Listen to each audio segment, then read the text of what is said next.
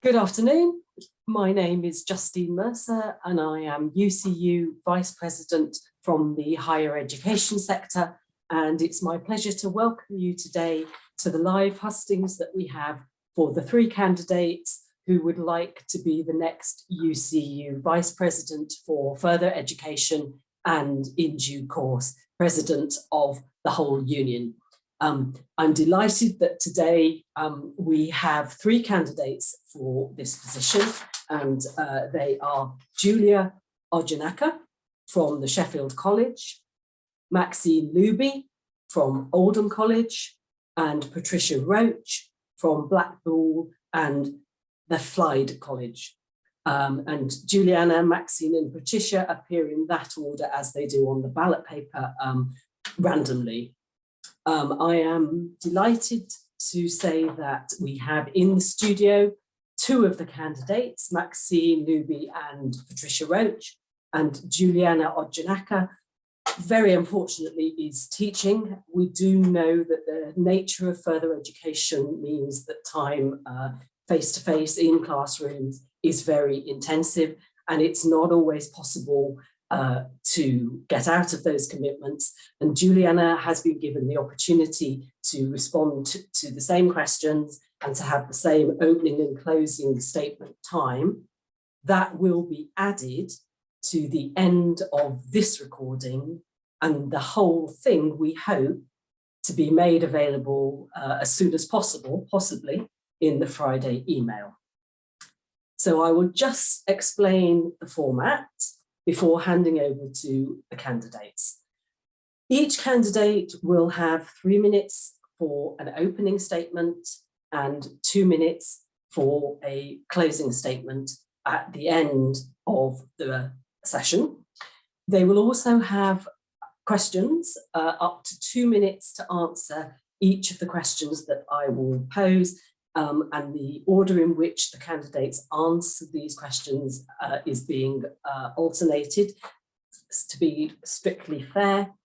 As I said, the session will be recorded and made available afterwards, and I will keep very strictly to time, because that way we will get more of the questions answered and you will hear more from the candidates. So, without further ado, I would like to call on Pat Roach to give a 3-minute opening address. Over to you, Pat. Good afternoon, everybody. I just thought I'd start off by saying that these are great questions that have been sent in, and if I were to have an input in this, I would ask some similar questions. And I'd just like to draw your attention to my election address for Vice President. And if you look at that, you'll see that that reflects many of the questions that you've already asked. The issue about COVID, the issue about workload, mental health, our prisons, our staff on precarious contracts, which is many of us. I didn't mention pensions, and I think that's a really interesting one. And I would like to say that I would like to be Vice President because I believe that as a union, we could harness more of our collectivity. I think we could harness more of who we are. And I think we could join together more and be far more powerful. Our membership is increasing. I think we could double it. So really, I also think that this is a very strange medium to be talking to you on, but I think it's the only way we have at the moment. And we lose a lot of things we've lost a lot of things in COVID, including face-to-face and interactions. And I believe that the next year or so, we will get those back. And I think our union and our members will need guiding very carefully to that situation. So thank you for listening. Take care. Bye. Thanks very much for that. You were well under time. So now I'd like to ask the second candidate, Maxine Newby, to make their opening address. Again, you have up to 3 minutes. That's great. Thanks, Justine, and thanks also to Pat for opening up for us. For those of you who don't know, my name is Maxine Newby, excuse me, and I'm honoured to be standing as candidate for FE Vice President. What's patently obvious is that I'm Black and I'm a woman, And I am immensely proud of both of those things. And I stand strong and stand firm with all women, Black women and all women. However, what's not widely known is that I have a non-visible disability. And the reason I mention this is that I think it's really important that as a union, we make sure that we understand that there are a lot of things that are going on that we don't see with our members. And it's not enough just to say that we are supporting members without understanding what those issues are. And with reference to that, I'm talking about bullying, which is not always recognised, racism, which is not always recognised, mental ill health and stress. These are all the things that affect our members day in, day out. And we need to be mindful of those things and listen to our members when they are telling us they are struggling under the workloads that they have. Now, as you also know, a lot of you may also know, I've been involved in union work for quite a while. I have sat on the NEC. I was the co-chair for Black Members Standing Committee. I am the regional chair for the Northwest, plus a myriad of other titles, but none of that's important. What's important is the reason why I'm standing for Vice President for FE. And I believe that the person who does stand for President has got to understand that this is not personal. This is about representing members and members' needs. And until we do that, we're not going to fully support and guide the members in the way that we need to go. Now, we've got the most members of any union in the world, according to UCU. And that's a strength and a power that we should harness. We should be tapping into that membership and making sure that we work with our members and listen to our members so that we can deliver what they need on the ground. Now, pay is one thing, and we're all for pay and more pay, and we need it and we deserve it. Sitting right alongside that is workload, stress, and working conditions and casualisation. And these are the issues that are at the top of my agenda. This is a time to put aside factionalism. This is a time to put aside personal politics. And it's about us as a union coming together to support the members who pay their subscription to the UCU every month. And they deserve the right to be heard, and they deserve the right to be listened to. And that's the reason why I'm standing for UCU Vice President FE. Thank you.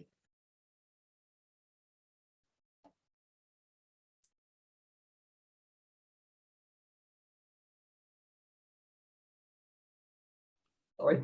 So the third candidate, Juliana Odjanaka, will make her opening statement at the end of this recording because unfortunately she is teaching and couldn't be with us. So now I'd like to ask the two candidates the first of a series of questions which they had in advance. They will have 2 minutes, and I would like Maxine to answer the first question. I won't repeat the question unless asked. The first one is about COVID. What do you think about the union's response to the COVID pandemic so far? What do you think our response should be in the future during your effectively 4-year term of office? So over to you, Maxine. Thanks, Justine. I was very instrumental in working with UCU to look at risk assessments, particularly when COVID was at its height, and ensuring that members were confident and reps were confident in speaking with their employees about what a robust risk assessment should look like. So I'm very much involved. I'm a health and safety rep as it is, and I'm very much involved and committed to making sure that we use HSE legislation to make sure that all our members and our students are safe. We can't dictate how COVID's going to pan out over the next year or two, but what we must do is make sure that we use everything we've got.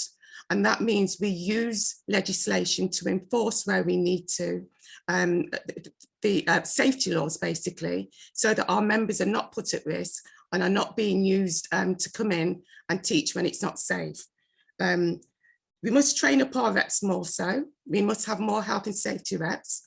Health and safety reps for me are the most important reps in college, universities, prison and adult edge, because they hold a lot of power through the legislation that is laid down. So we really must train up our UCU safety reps. We must also make sure that our members are aware of what their rights are in terms of risk assessments and keeping safe, and tap into the resources that we already have. And those resources are our members. And our members are the ones that tell us what's going on. And we need to listen, make a note, and where necessary, if necessary, carry out the inspections that we need to keep everybody safe. Thank you. Thank you very much for that. So now I'd like to invite Pat Roach to respond to the same question. Over to you. Thank you. Before I answer the question, I'd like to pay tribute to Donna Coleman, one of our FE colleagues in the Northwest who died of COVID caused by the workplace. So you can see that this is really, really, really important. I'd also like to draw your attention to the UCU website, which has got a specific website about COVID in response to the COVID-19 emergency. It speaks about coronavirus advice, principles in post-recovery, contingency planning, international staff, grant resources, protecting precarious workers, higher education, prison education, further education, and adult education. So it brings together the COVID response and embraces the whole of the sector. And yet, as a sector, if you look at the Equality Committee and the Equality Committees that I'm on, many of those people are not represented in our structure. They don't actually come and join. So I think one of the things that we have to do is listen to the reasons why they don't.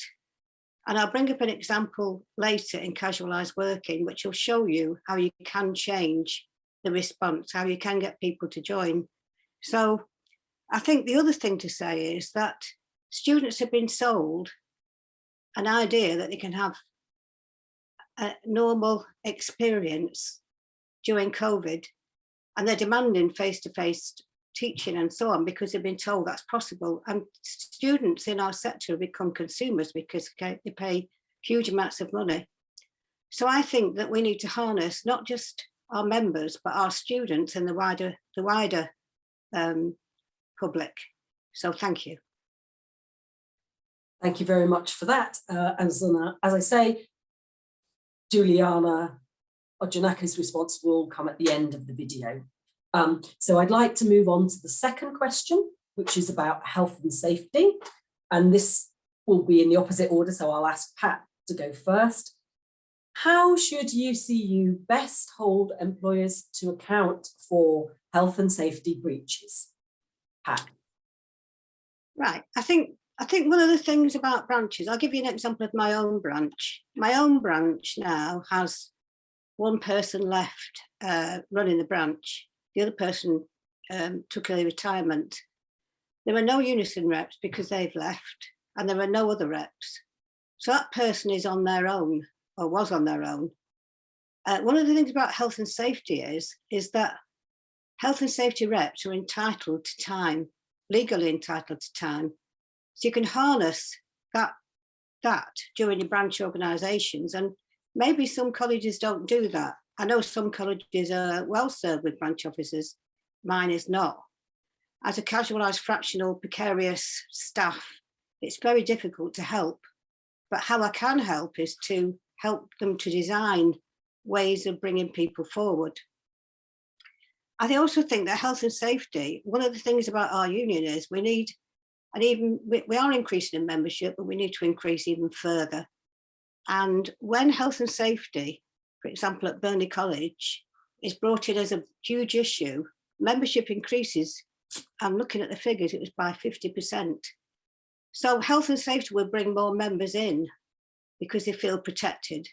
So I think that what needs to happen is that many people in the union don't actually realise that the resources are there, and many of them are built by the staff and by the committees that run in the union. So I think we need to do a much better, I suppose, we need to really make sure that people know what's there already and then build upon it. And I also think that people have many talents. And I know that we have, we're starting to look at task groups. The first one was in sexual violence. Our members have got a great deal of experience and can contribute. I would encourage that. Thank you. Excellent. Thank you very much for that. So now it falls to Maxine to respond to the same question. How should UCU best hold employers to account for health and safety breaches? Thank you.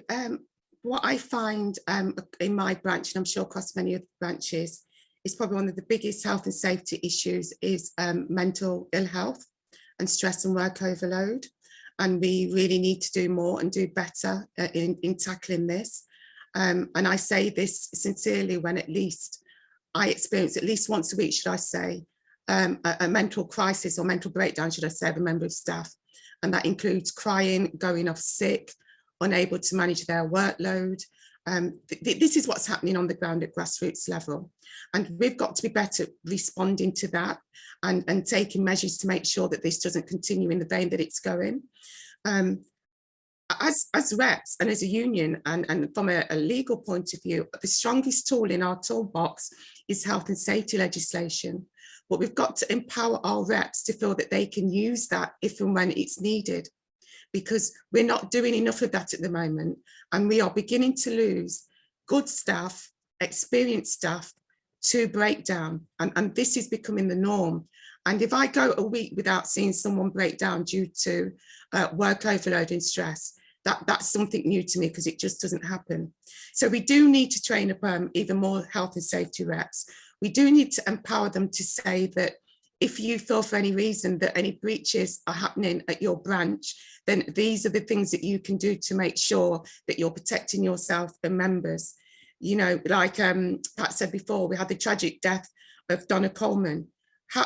What other illnesses are our staff going through, our members, that we're not aware of that are related to health and safety breaches in the workplace? And I'm talking about mental health.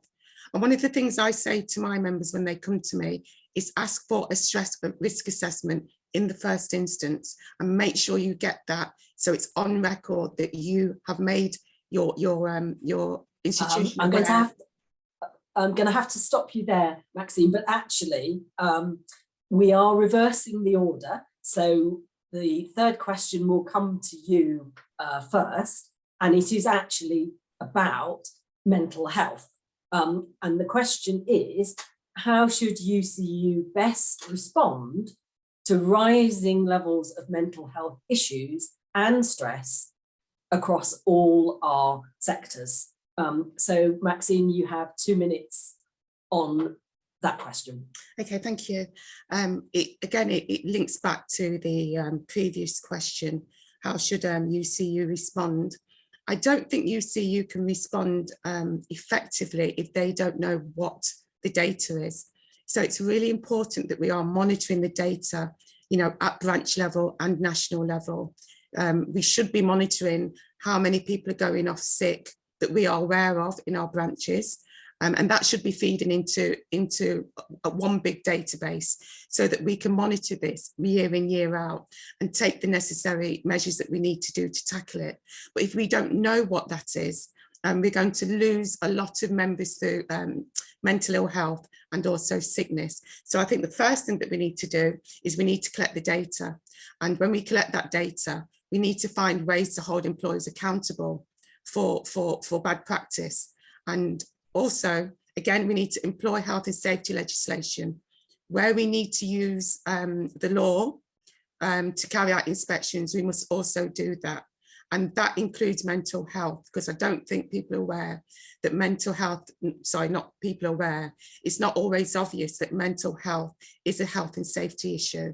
And from where I'm standing and my experience, that is what's taking our members under at the moment.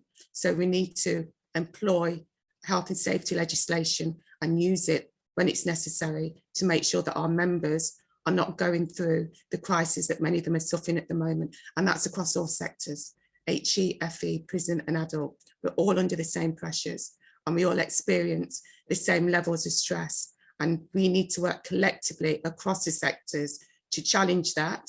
And we need to find the data and use the data that we have and build on that to do so. Thank you. Thank you very much for that.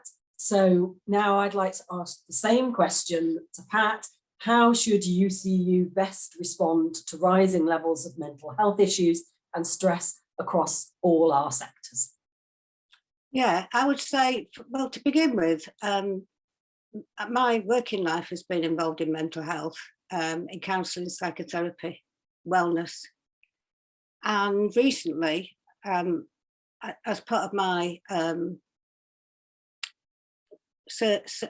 serve on the Disabled Members Standing Committee. I am a disabled woman. And I wrote an article for Mental Health Awareness Days in October, in which I elaborate what I'm going to say now. Mental health, the World Health Organization said that mental health is more than the absence of mental disorders. And they speak about, specifically about education and the issue with mental health and COVID. The situation with mental health and stress was already there, but COVID has magnified it beyond belief. And one of the things I argued in my article was that UCU has done a good deal about mental health. For example, when I was on the NEC as a representative for disabled members, I helped to write the 1 in 4 document, which is updated regularly, talking about the situation in our sector. At the same time, prison education is particularly hit by mental health because of the way they have to work. And adult education, workers on precarious contracts. And what's happening is our country has had a traumatic time, including our members and including our students. And our recovery, I believe, is that we have to actually link research activism and work under a common aim. And the common aim is that we're actually, it isn't about FE, just. I'm going to have to stop you there. Thank you. Perhaps come back to it in your closing statement. And I'd like to make clear that Juliana Ojanaka's response will be at the end of this video to that question, because she's currently in FE teaching. The fourth question that I have is about the so-called lecturers' union. The media often describe UCU as, quote, the lecturers' union. What do you think about that? And how can UCU improve its support for business support staff? So it's over to you, Pat. Okay. Right. It's interesting because if you look at HE, business support staff, academic related staff have got their own conference each year. They're very represented on the branches. They don't appear to be in FE. And yet, as time goes on, more and more staff become academic related. I'll give you an example. While it's not exactly business support staff, I did a recent teaching with members, and what they were saying was that many people that are doing certificate of education courses are also teaching unpaid. They're teaching without being on the staff. I think the same's happening with business staff. I think that, for example, people that work in learning resources are effectively teaching, but on a lot less salary. If you look at the situation in Wales, it's completely different. In Wales, there is a whole section. FE is treated similarly to teaching. It's not exactly perfect, but support staff are also mirrored in that situation. So I think what we need to do is look at Wales and look at how Wales are doing and encourage activism so that we can get the same things for our FE members. So it's really complicated actually, because our branches, for example, I looked at the branch structures and they don't include an academic related, business related person on it. So while we want identity and membership, we need more. We've got 119,000 members. We need to double that. So we're a major union. We're also not just lecturing staff. We do all manner of things in our roles. So I think that we can look at the Wales example and extrapolate from that. Thank you. Thanks very much. So the same question to you, Maxine. We're described as the lecturers' union. What do you think of it? and how can we improve support for business support staff? Okay, thank you. First, I find it very frustrating, and it undermines the work that goes on in FE, prison and adult education as well. It doesn't pay the same amount of respect that it does to all the staff that work in those different sectors. And I just think it's really important when we are talking about, as UCU collectively, we always say, we always should be saying, you know, our members who work in universities, colleges, prison ed, adult ed, that should always be our opening statement. And that's UCU's responsibility as well, collectively and individually. Yeah, just picking up from what I was saying earlier on, I mean, we have a responsibility as a union to correct the media. You know, every time they refer to HE, we need to be saying similar or same issues are happening across FE, adult education and prison education, because across the board, we are experiencing the same issues. The issues are pay and conditions, workload, casualisation. And we need to be careful that as a union, we're not creating a hierarchy across our membership, whereas HE is seen as the most important sector, and then the other sectors follow on. So we've got a responsibility, both collectively and as individuals, when we ask questions about our membership and about us being a lecturers union, we need to be saying we have trainers, teachers, assessors, tutors, you know, they all work and support our students across the board, and they all play a vital role in ensuring that our students get the support and that the teaching and learning that they deserve. So it's really our responsibility to continually correct that and make sure that we get that message out across the board. So yes, thank you.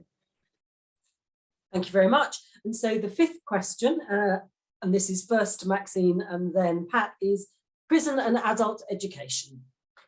What do you see as the main challenges facing members in prison and adult education?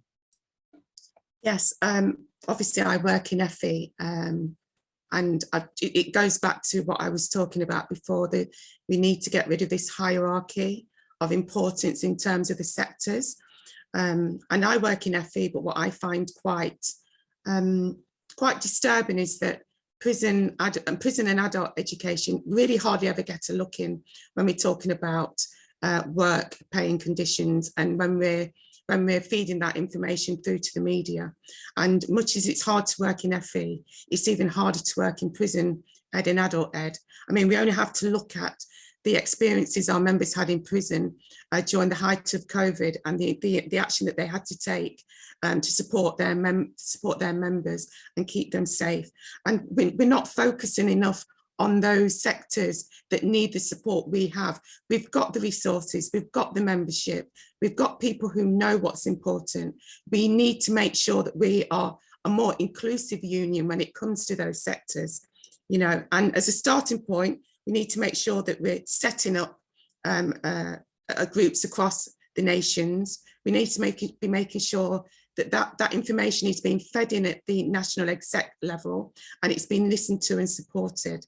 You know, prison and adult ed are going through a lot of challenges at the moment, and I don't think their voice is heard enough. And it's important that we start to turn that around and include them in the discussions and include them in the conversations we have about the challenges that we all face. Thank you. Thanks very much. Same question to you about prison and adult education, Pat. Yeah, prison and adult education, I think they are two sectors. They are two sectors, however, they have different, in a sense, requirements, but we're all joined by the same strategies. I'll start off with prison education. Recently, Novus had a really good success about health and safety. You know, it's a large prison branch. And in fact, I was delighted to see that one of the members from the prison education is now standing for the NEC, which is really good to see. When many years ago, prison education was very much part of the old NATFE, because the prison educations were linked to the branches. So, for example, Blackpool had Preston, and I did a good deal of work, casework with prison educators, prison members. I think one of the major problems that they had was that the governor is the one that makes all the decisions. So in a sense, the college was at arm's length. However, going forward, the fact that we've now got prison sectors winning, and we've also got we have a newsletter for prisons, which many people may not know, January 2022, they're talking about the 12 months that's happened, the long dispute with Novus, the bullying management, the AGMs, the prison education's annual meeting. So there is a lot of stuff there. And I think that we are starting to revive prisons. I think adult education, a lot of them work for local authorities. Local authorities are strapped for cash. Free education is now disappearing fast. But I think that if we harness I suppose they lay in more fragmented places, really, or hard to reach places. That's so 2 minutes. Thank you very much, Pat. Yeah, and you. The third candidate, Julia Ojanaka's response will be at the end of the video. So now we come to the sixth question, and that's about support for minority groups. And I'll ask Pat first and then Maxine. So what can you bring to the role of UCU Vice President to support and champion minority groups within our membership? Those who are, for example, disabled, transgender, Black and working class. Pat.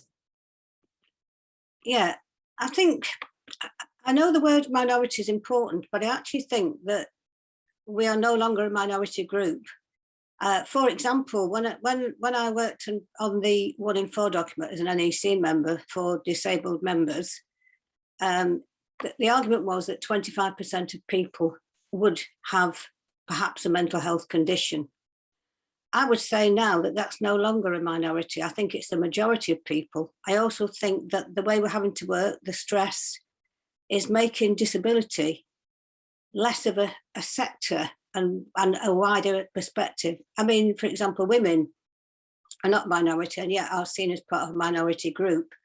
So I would build on the work I've done I was a NEC rep for disabled members and also an NEC rep for women members. I now currently sit on the disabled members seat and have just been elected onto the women's committee, which is fantastic.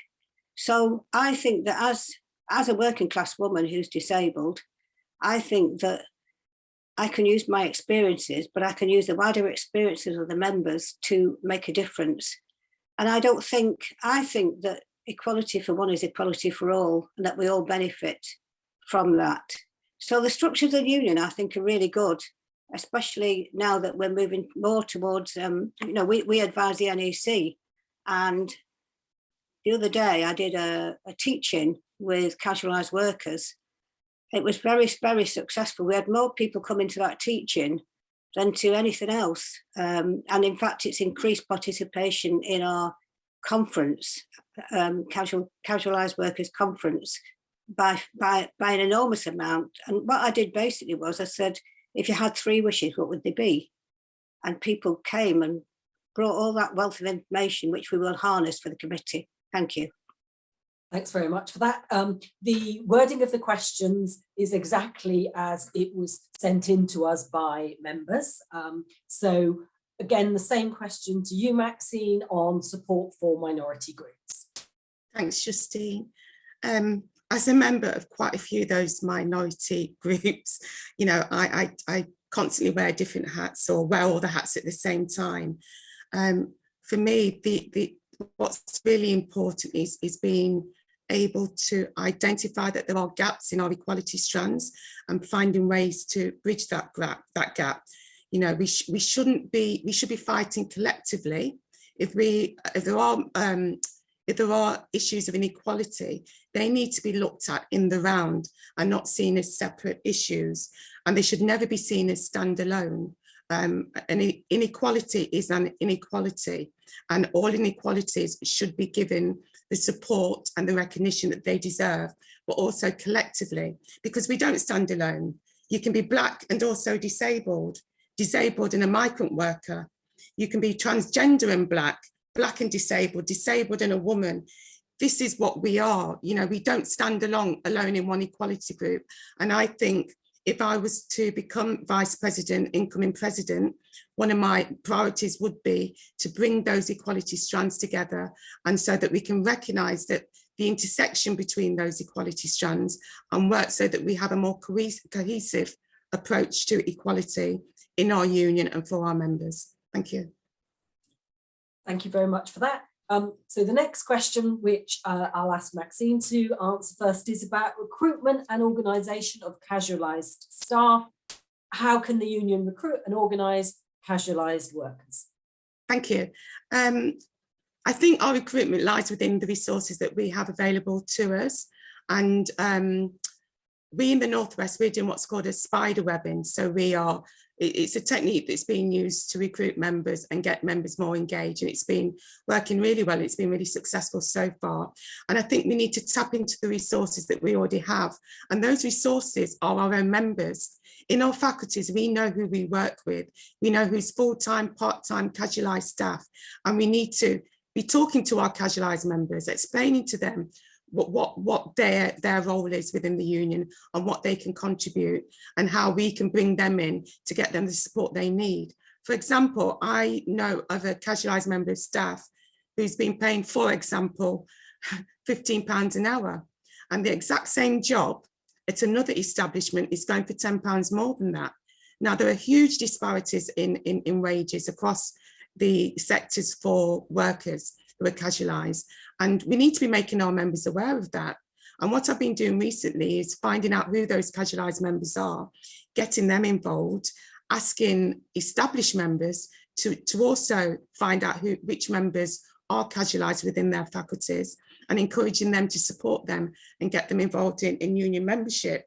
We've got the resources, you know, we've got huge numbers of members. We always need more, but we need to tap into the resources, which is our members, and get them to support casualised members to come in and work with us to improve conditions for themselves. And that's what I'm noticing is happening with spider webbing across the Northwest at the moment. So that's one of the things that I would like to develop more and work on. Thank you. Thanks very much for that. So the same question on recruitment and organisation of casualised staff to Pat.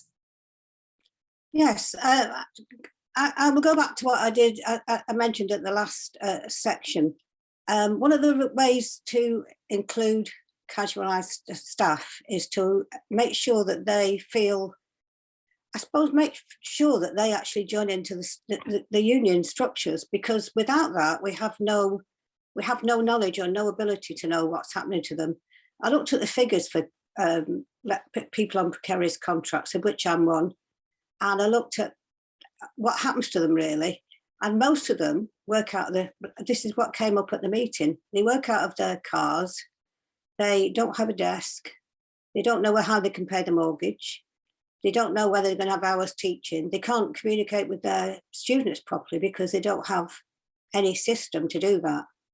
I can tell you, when I came to stand for this position that I'm standing for, it took me about 4 weeks to get my documents together to prove that I had, that I had the correct work in order to stand for it, because my contracts are all fractionalised. If I'm not on the system, then the system doesn't let me have my payslip, for example, because it's all done online now. So people that are on precarious contracts are also have precarious lives, and they also have precarious working conditions.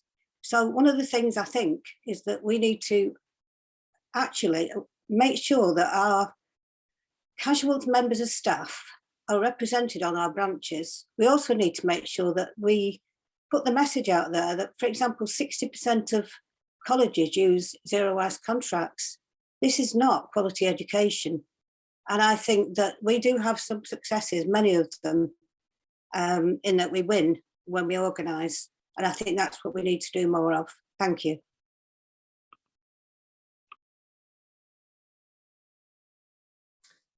Thanks very much for that. So the next question, which again will be to Pat, is about the teachers' pension scheme. What are the big issues around TPS for our members in the short and long term?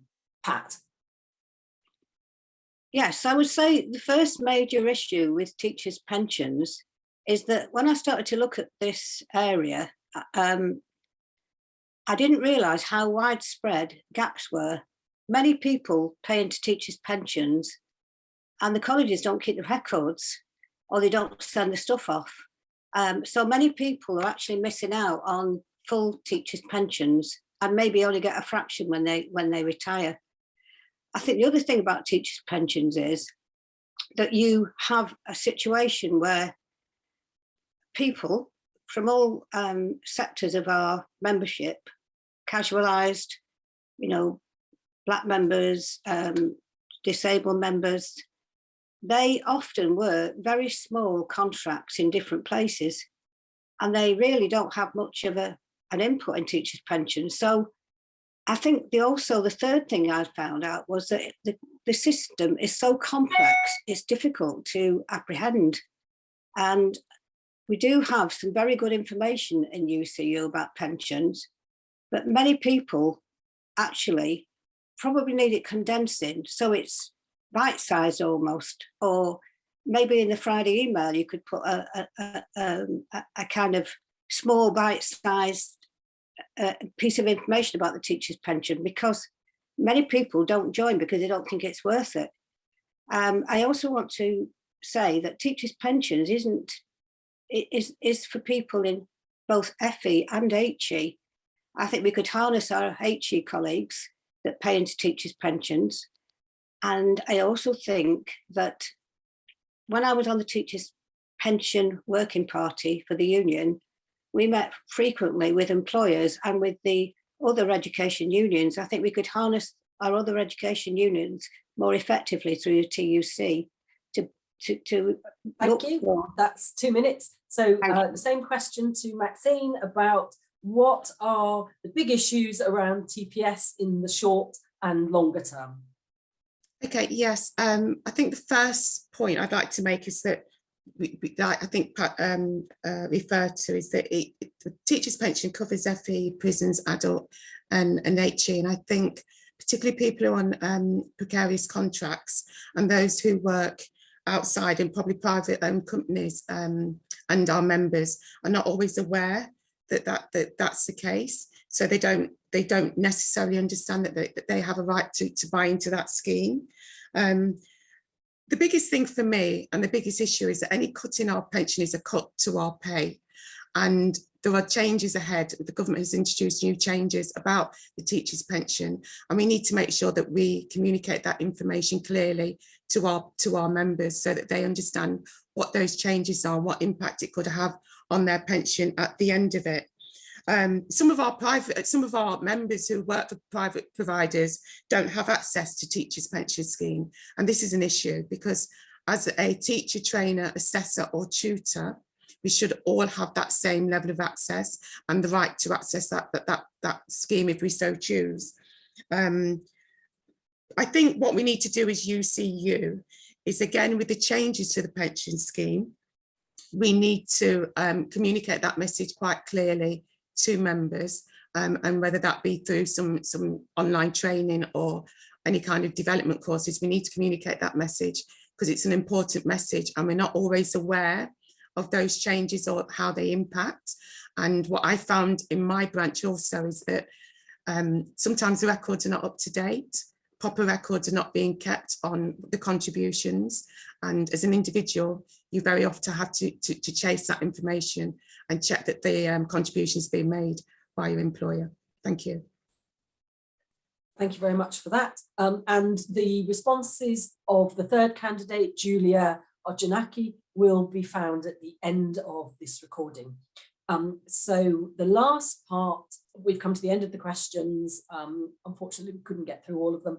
The last part is where I offer each of the candidates 2 minutes to make a closing statement. And I'll start with you, Maxine.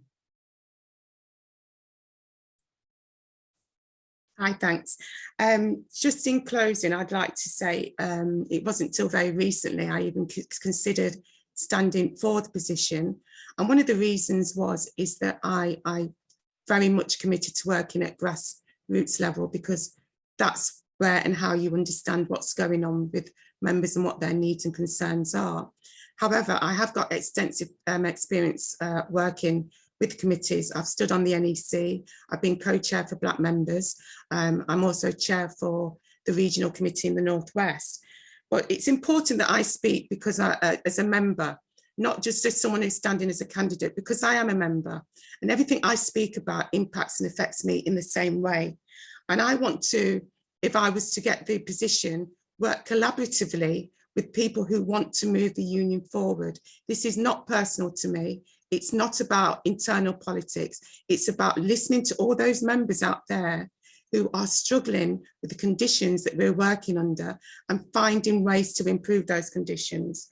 So as a member and as someone who's standing for the candidacy of the Vice President for HE, I strongly believe that if we do collectivise and work together, we can improve the conditions for our members, because ultimately that's what a Vice President, incoming President should do and needs to do. This is not personal to me. I am a member and I am also someone who believes in the power of the union, and also someone who believes in the voice of the union and the fact that when we collectivise, we can win. Thank you. Thanks very much for that. Over to you, Pat, for the same 2 minutes. Thank you. I did think long and hard about doing this, and I decided that I needed to do it because I believe that our union is fantastic. Our members are fantastic.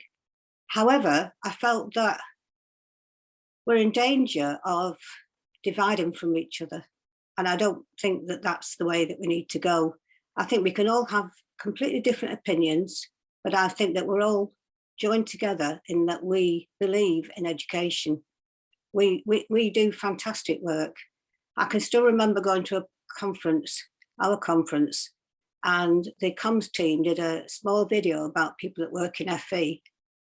And there wasn't a dry eye in the place when it finished, because it featured people from all over the country, everywhere, Northern Ireland, everywhere. And they were speaking about what they did and why they did it. And I think that is what we do as a union.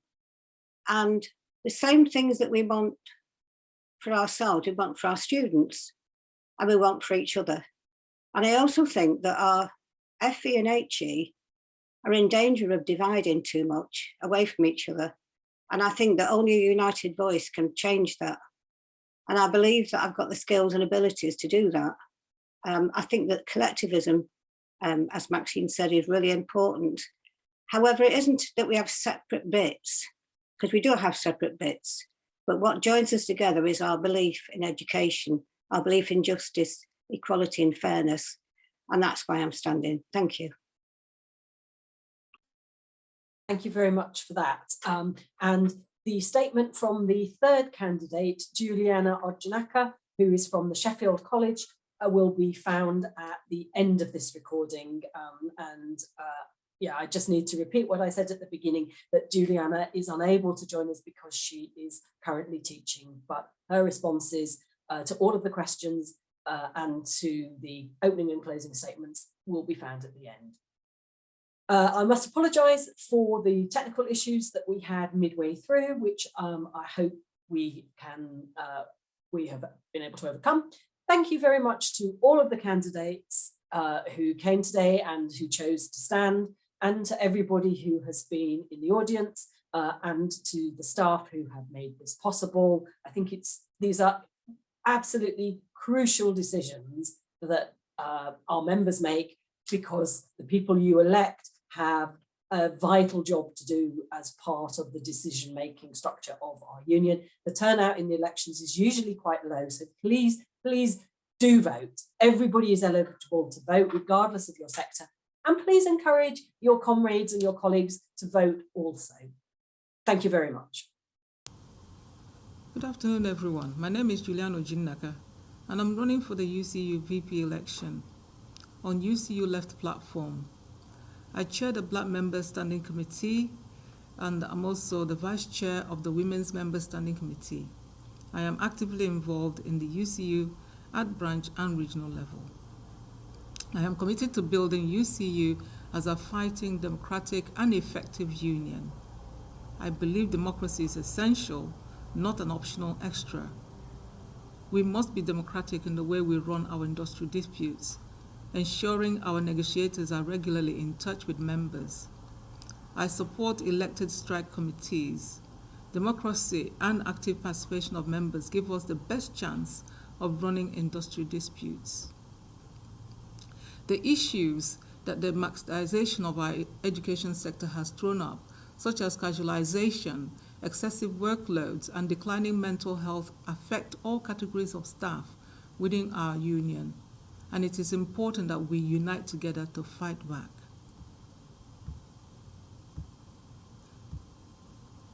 Our members reacted professionally when called to teach online at the peak of the COVID pandemics. They continue to teach across the sectors at a great mental and physical sacrifice. Many branches negotiated actively around risk assessment for most vulnerable members and those with underlying health conditions. Maximizing the use of ventilation in enclosed areas, especially in the classrooms. We need to support those with long COVID and the fight for it to be recognized as a disability to be protected under the provision of the Equality Act. Members with long COVID are going to need a lot of support, including phased return to work. We need to support the rights of members to refuse to work in unsafe conditions. We have to recognize that pollution of the environment makes the risk of more pandemics likely. Supporting health and safety at work and tackling the climate emergency are linked issues. Our employers in HE cashed in on fees during the COVID period from overseas students, whilst at the same time cutting jobs. Now that the sessions are face-to-face, some universities don't have large enough lecture halls to teach in. We still need to be vigilant and campaign to prevent more deaths from COVID. In terms of health and safety, we need to make sure that we have well-trained health and safety representatives at our branch levels to put pressure on management to ensure regular consultation with members are carried out. We must be prepared to take legal action if our employers break the law and fail to protect our members. UCU must support members with health and safety issues. We need to value our health and safety representatives and recruit more of them. We should be prepared to ballot for industrial action around health and safety. If need be, we should evoke Section 44 like the NEU successfully did last January when the government refused to close schools to allow teachers to teach online. Mental health and stress is important, and we must fight the causes of mental illness and stress, and not just deal with the symptoms. We should tackle those issues in the workplace which lead to stress and poor mental health.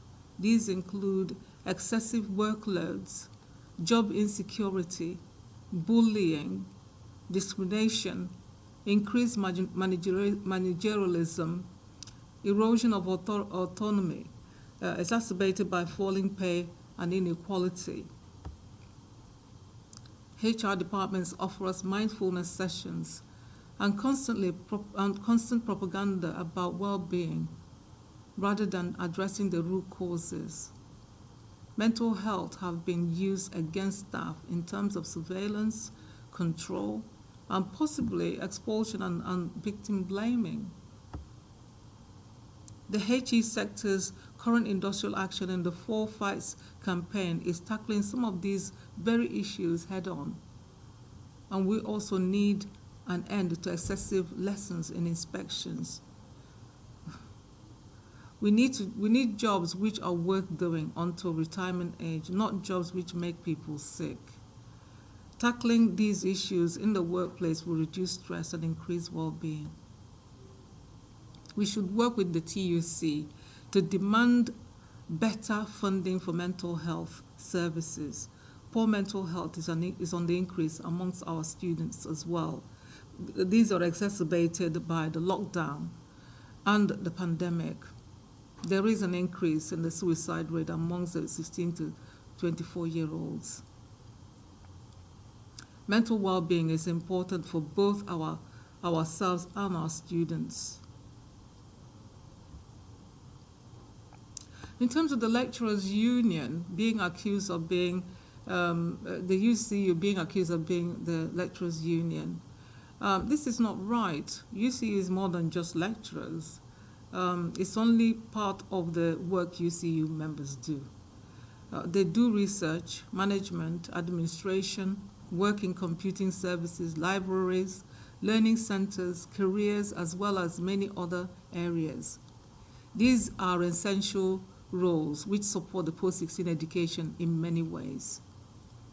Many of these staffs are women, and they are disproportionately from BAME backgrounds and are the lowest paid. It is the cutbacks in these areas that have led to the increase in lecturers' workload. We do need to publicize all the areas of work members are involved in. All the work our members do should be valued and properly rewarded. A lot of academic-related staff are stuck in their grades with no room for progression. They are often targeted for downgrading in restructures that happens on a regular basis. We must become more knowledgeable about what their needs are and how to negotiate better terms and conditions for them at all levels of the union. We need special training for our reps around their particular needs and concerns. We currently have a national president who is from an academic who was from academic related role, and this is a positive reminder of the diversity and potential strength of our union, and I'll be very happy to work with her if elected. In terms of prison and adult education, prison education is more than any other sector is impacted upon by the marketization and managerialism, which has resulted in overcrowding, government cuts, resulting in excessive workload coupled with the pandemic. These are causing a lot of stress for our members. Provision for prison education is motivated by funding and no longer by meaningful education. Digital poverty and lack of funding has put our members at risk during the pandemic period and still is doing so. Prison education is different from any other education facility. For prison education staff, regular changes in employers adds unnecessarily to the pressure of the job. It needs to be funded in the same way as other educational provisions. Members need to be better supported in prison education. Prison education is essential for the rehabilitation of offenders and for our community. In terms of adult education, this sector has been underfunded for a very long time. And this has resulted in the reduction of accessibility for all marginalized groups into education, and thereby curtailing their need for social mobility. Cuts in Sure Start meant that working class women had very limited childcare facilities, which hampered women's ability to participate in education and progress in society. Adult education has had its budget cut by 50% in the last 10 years. Over 1 million student places have gone. This is one of the biggest scandals in our education history.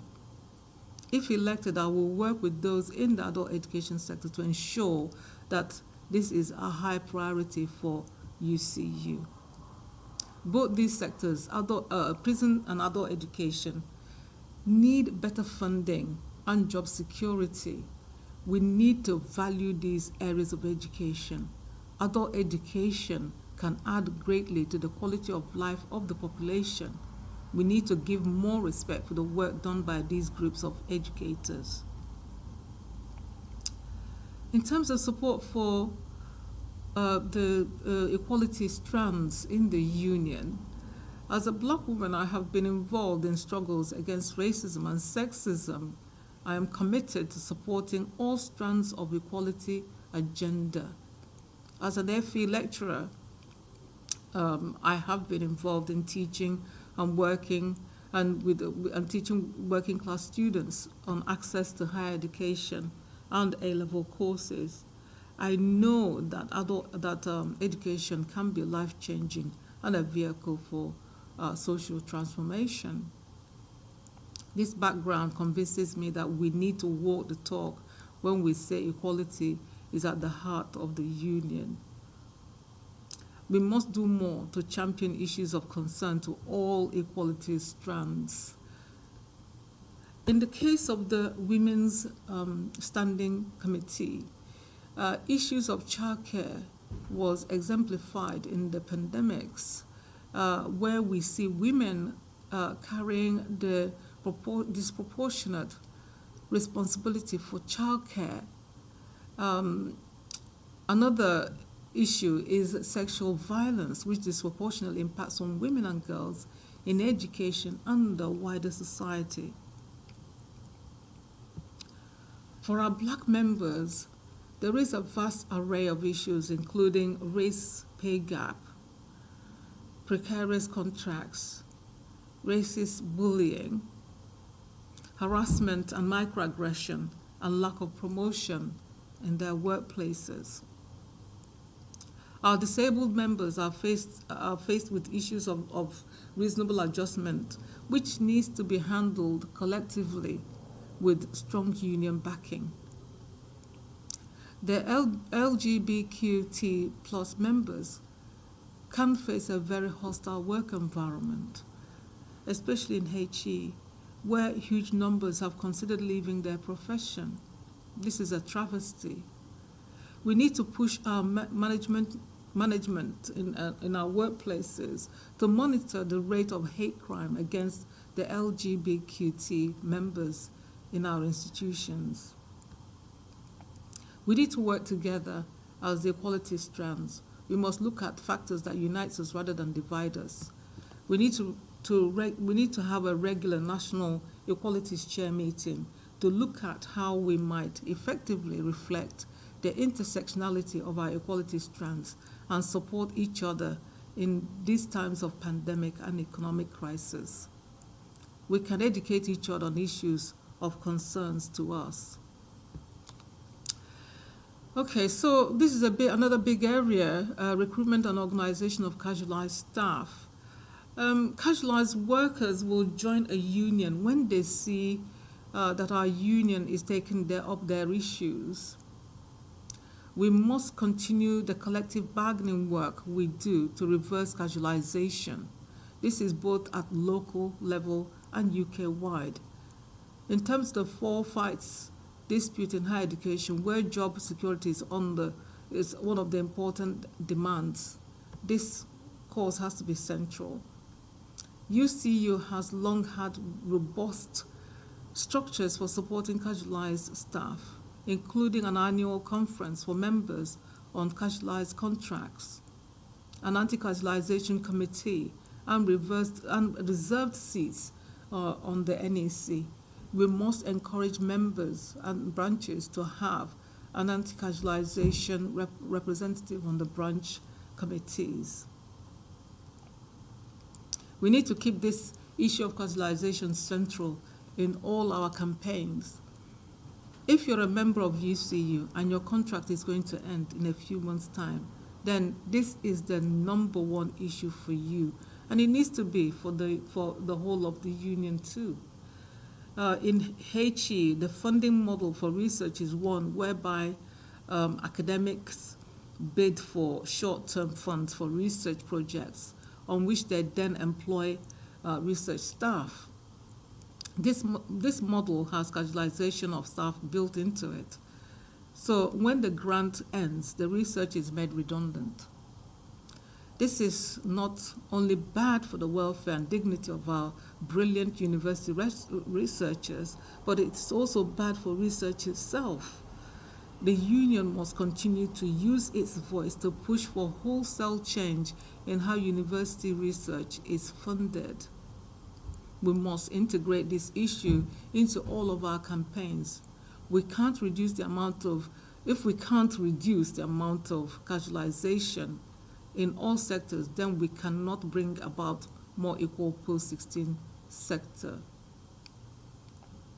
This is why I am proud of our colleagues in HE who have ensured that it is that this whole issue of casualization is at the forefront of the Four Fights campaign that they are now conducting.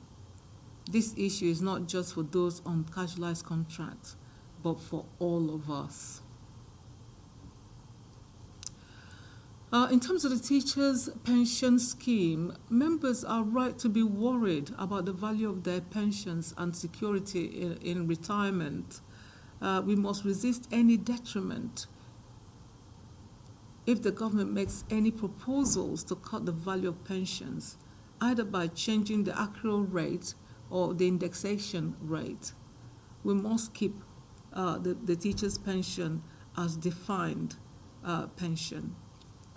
One danger we need to be aware of for the future of teachers' pension scheme is that some schools, such as academies, may decide to remove their staff from teachers' pension and put them in private schemes. The strength of a teachers' pension scheme depends upon the government being prepared to meet its obligations and on having as many teachers as possible in the scheme. At the moment, school teachers, FE lecturers, and most post-92 academic staff are in teachers' pension scheme. We must oppose any moves to take any groups out of the teachers' pension scheme, since this will weaken the scheme. As a teachers' pension scheme member, I send my solidarity to members in the USS taking action to defend their pensions. Decent pensions are a gain for the organized labor movement, which we must defend. In summary, then, I am championing the fight for trade unionism. I believe we should focus more on the positive lessons from disputes we have won so far, such as the ones in Liverpool and other places. There are examples of how unions can fight and win. Getting active in the union is good for our mental health and reduces stress. And I'm speaking from personal experience. I will uphold the constitution of the union. As an officer, I will encourage all members to participate in UCU's democratic process. I will defend the sovereignty of the annual congress and sector conferences. We should be committed to building UCU as a fighting, democratic, and effective trade union. And together we can win our fights. Please make sure you use your vote. It is your democratic right. Thank you very much.